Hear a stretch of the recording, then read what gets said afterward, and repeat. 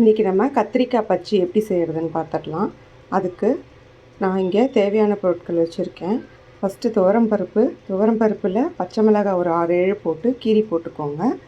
துவரம்பருப்பை நல்லா வாஷ் பண்ணதுக்கப்புறமா பச்சை மிளகாய் கீரி போட்டு அது கூடவே கொஞ்சம் ஒரு சின்ன நெல்லிக்காய் அளவுக்கு புளி சேர்த்துருக்கேன். புளியும் நல்லாவே வாஷ் பண்ணிவிடுங்க, மண் தூசி ஏதாவது இருந்தால் போயிடும்.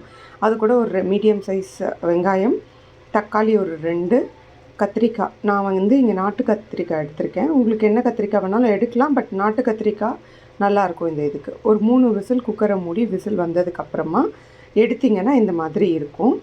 இப்போது நான் இதை ஒரு சட்டி, நான் கல்சட்டியில் கடையிறேன். கல்சட்டி இருக்கிறவங்க கல்சட்டியில் கடைஞ்சிக்கோங்க. நல்லா கடைஞ்சி விட்டுட்டு தாளிக்கிறதுக்கு கடுகு, காஞ்ச மிளகாய், கருவேப்பிலை போட்டு தாளித்து இறக்கிட வேண்டியது தான்.